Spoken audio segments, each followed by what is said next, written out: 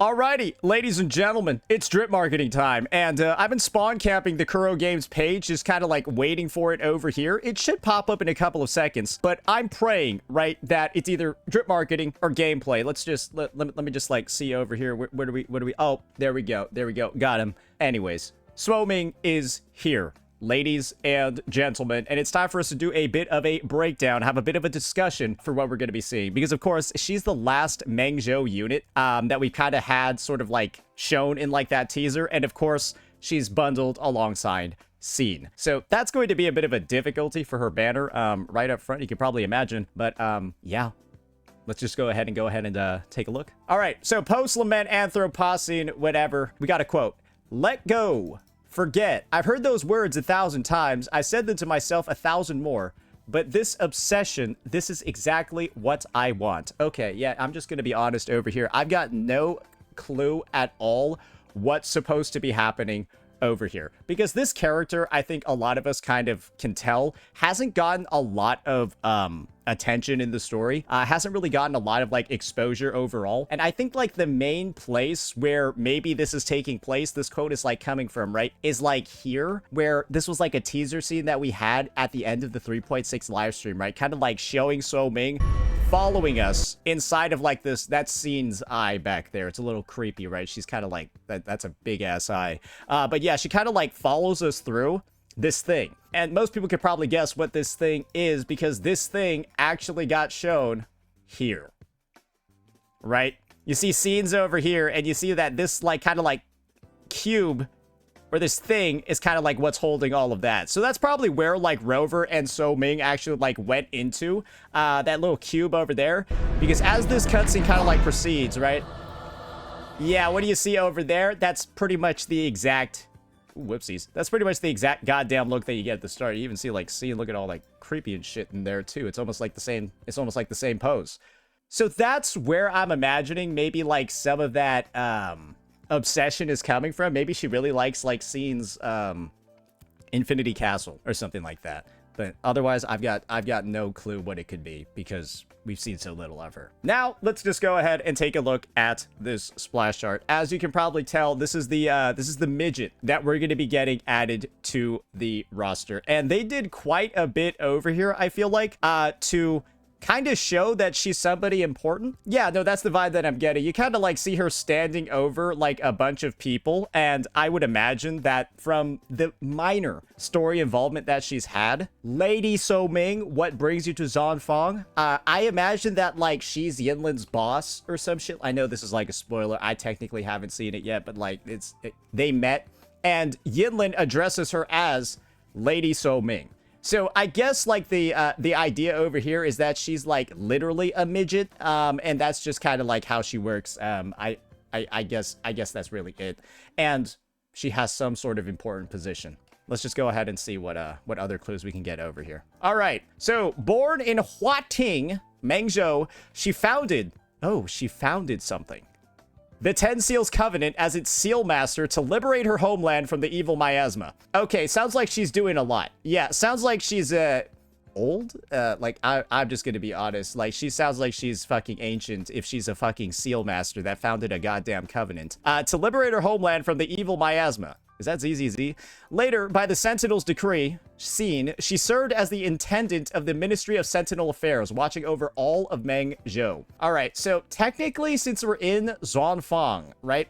Since we're in Zonfong, I feel like she's not doing a good job. Yeah, I feel like she's been doing a pretty bad job, if we're going to be real over here, because it's like Zonfong is the land of Mengzhou, right? And stuff's not going well, and she's kind of taking her sweet ass time to get here, if we're going to be honest. I'm halfway through the 3.6 story, and she hasn't shown up yet. I assume she doesn't really do anything. And so, yeah. Obviously, she's going to be taking center stage, the spotlight over here, and I'm pretty sure a lot of people are coming to the same sort of conclusion when it comes to the Sentinel, when it comes to Scene. She's like here, she's like busy, she's been busy the entire time, and she's kind of not doing her job. So I guess Suoming's going to come with us to find out why she's not doing her job. Because I think that's the main conclusion everybody comes to. Not just you, not just me, not just the players, but even the goddamn playable characters too. Yeah, they're all like, what the hell is she doing? So, yeah, I guess she's going to be sort of like the detective, the sort of like, you know, she looks like she's all business. And as far as I'm concerned, I don't think she's ever actually going to smile. She has probably the craziest case of like resting bitch face I think anyone's ever seen. Like straight up, like that looks like it could probably cut you. Yeah, she does not look very fun to hang around. Now, other stuff regarding her splash chart that we can maybe take a look at over here. Her hair's long as hell, and she's got, like, bells. I didn't even realize that was going to be, like, part of her aesthetic. But, yeah, she's got, like, fucking bells at the end over there. Obviously, the super red hair, the red overall outfit. Probably, you know, you could think of attributes right off the bat. Could be Havoc. Could be Electro. Could be, of course, Fusion. Probably not anything else other than that, though. We also see, like, some trees over here, and I guess, I don't really know whatever the hell else is, like, really supposed to be going on. I feel like the splash art is, like, kind of... It's a little bit, like, nondescript. I don't think it's, like, the most exciting one ever. It's got, like, a nice little, like, blend of colors, but to me, it's a little... It is a bit boring. I feel like it doesn't really tell that much about her. It doesn't really tell that much about the attribute either. We're probably gonna have to wait until we get to that, you know, that little 10-second reveal that's going to be coming out in just a bit. Now, with that discussion had, us having, like, reviewed her splash art and all of that, let's just go ahead and talk about speculation over here, right? Let's just go ahead and talk about what we might think she's going to do. So, this is the thing. There's going to be a Sentinel Resonator coming out alongside this unit. And that Sentinel Resonator is going to be coming out in the first half of the patch. And we all know it's going to be seen. And we all know from, if you played the story, and if you didn't, then you're probably not going to understand this, she's Electro. Like, she's pretty much 100%, like 500% confirmed to be an Electro Flare, probably DPS character. With Electro Rover as, like, their free-to-play support. And so a lot of people are probably thinking in the back of their minds, well, she's red and Electro, and she's also, like, really red. She could be Electro as well. And so these are the initial thoughts, right? Electro Flare, premium, sub DPS. Because this is the reality of what's going on over here in the game. Rover kind of, like, exists as a never optimal option in pretty much any of the teams that they're on. They're kind of meant to be like that stopgap, that free-to-play choice that people are going to be having. And then they eventually upgrade, right, as time goes on. And the big thing about Electro Rover over here is that they inflict a significant amount of Electro Flare, which is likely going to be what Scene consumes in her kit to deal some more damage, right? And so the idea is that Suoming could just be like the Chacona. And what I mean by the Chacona is this. The character that sort of is just like the 5-star premium version of a key negative status support. And if you kind of like want another example of that, you could say like, ooh, I don't know, Denya when she's in Fusion Burst, and of course, like Phoebe, right? You could say Phoebe is, of course, an upgrade to Spectral Rover in the Zoni teams. Because the Zoni teams, right, can technically run Spectral Rover, but they, like, suck, and it's way better with Phoebe, but they're all still bad in the first place, right? I feel like Electro Rover is going to be, like, a way better version of Spectral Rover for Scene. And that's kind of, like, the viewpoint that I have over here, right? And so, with that in mind, I think it's going to be pretty clear that Kuro is going to probably repeat the same sort of design that they had for past sub DPSs. Let's look at some of the past sub DPSs that we've had in this game. Just, honestly, all of them.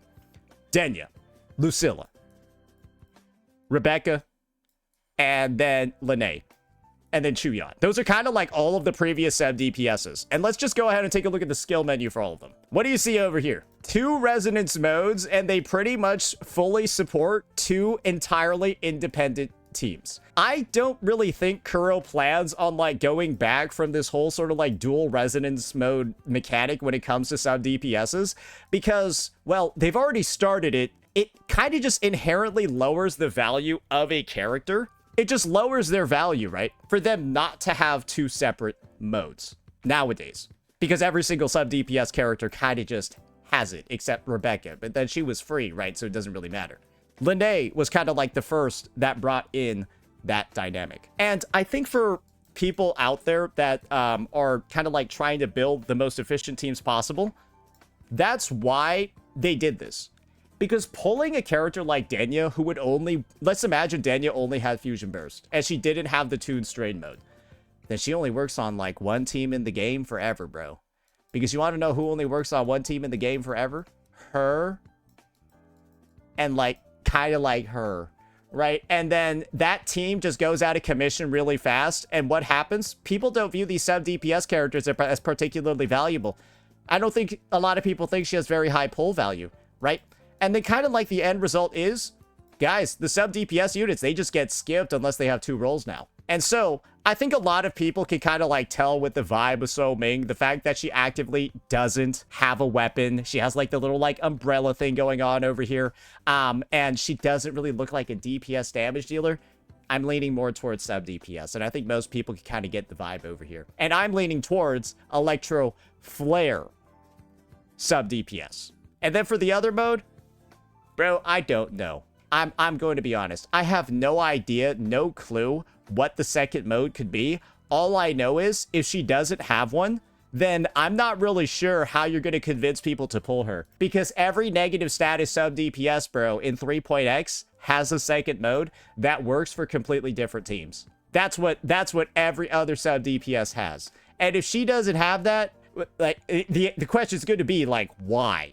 Why does she have half the number of teams of other people? And if there's a good reason for it, we'll see. But I really don't see how they're going to turn back from that. So that's going to be the discussion on her kit. That's going to be the take on what I think she's going to do.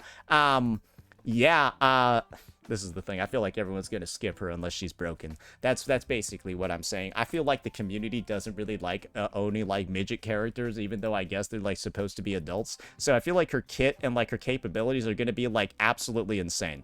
Because this is what occurred before the last time they released like a child character body. I know she's not a kid, but like they released the last like smaller bodied unit. Where is this bitch? Okay, here we go. I found her. Her kit sucks.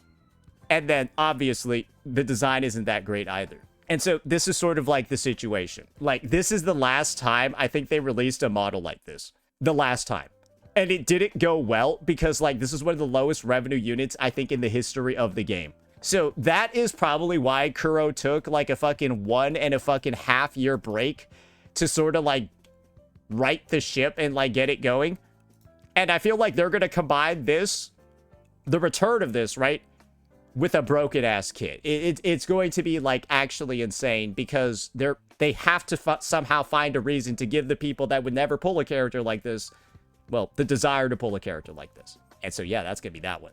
Now, let's close this out over here and get the little video going right now. And this might give us like a firmer clue of what exactly she's going to do. All right, it's already looking a little crazy. Okay, we got a long-ass paragraph over here. Let me take my sweet-ass time to read this. The art of frequency locking seals a fragment of a target's frequency within a lock.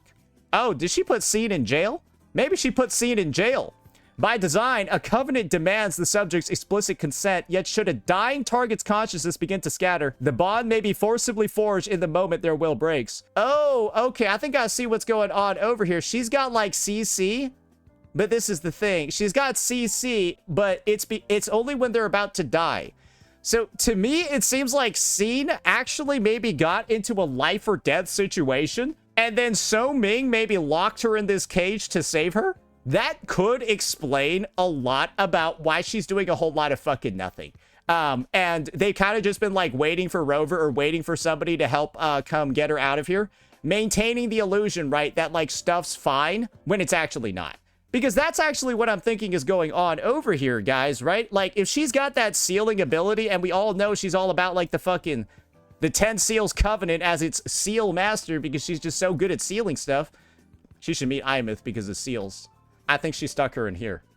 And maybe that red energy, maybe that's Suoming or something like that. Maybe that red energy is actually like Suoming's and that's like what's keeping her stuck inside. That could be interesting. That could be really interesting. So, that's my initial thoughts on that. So maybe she had a dying consciousness. It was starting to scatter and then that's where the bond was made. Securing a frequency grants the wielder access to the subject's forte, though diminished in strength. You know what? That's interesting. This could be how maybe she's the first dual elemental unit or like the dual attribute unit. Okay, seeing this, if she's not a dual attribute unit, I would be pissed. because her entire kit is about being able to copy other people's abilities. So her ceiling scene, right, could be how she gets the electro ability and the electro flare support, and then she has another side that can work. I don't know. Like, the way that they worded this is like, she's gonna have 10 kits, bro. Hey, if she has 10 different kits, that could be the way that they get you to pull her.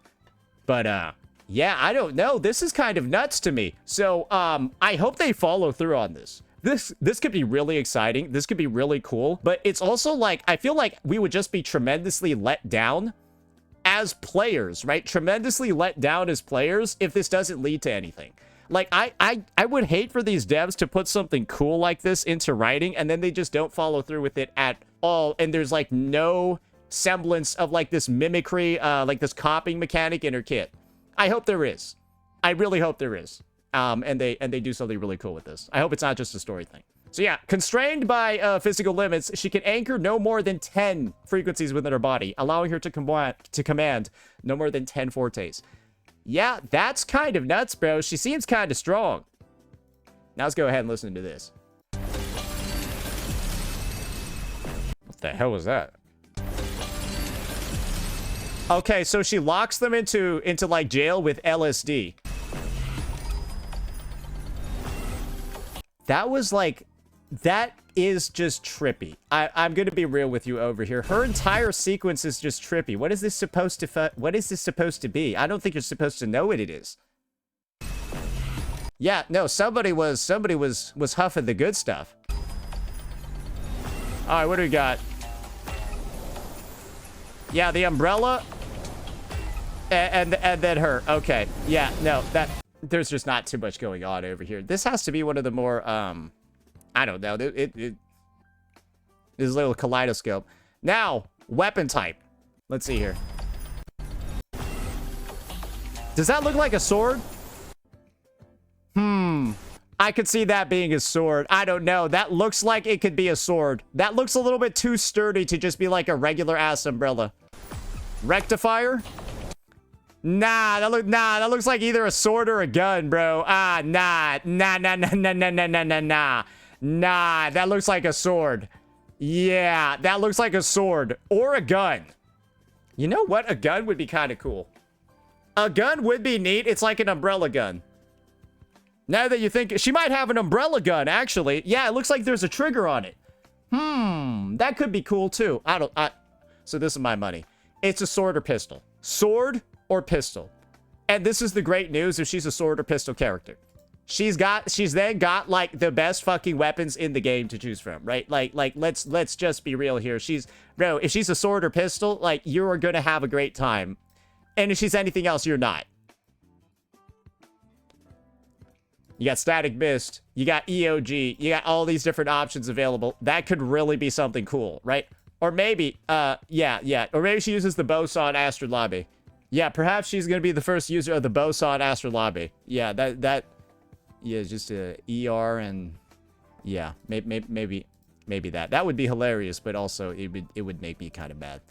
So yeah, that's going to be Suoming, ladies and gentlemen. That's going to be her drip marketing over here. Our reactions, our speculation, and all of that. And this is going to be my take. I think she's designed to be not necessarily like a very popping off, crazy successful character. I think that she's going to probably feel really necessary in the scene teams. Otherwise, I don't know how they're going to try to sell her. And I think she's going to have 10 kits, or at least at the very least, probably like 2 praying. And if she doesn't have 2 resonance modes, I don't know what they're doing at, like, the kit design team. I think they're on, like, crack or something. But maybe we'll find out. Anyways, that's going to be the situation over here. Let me know what you all thought. Peace out.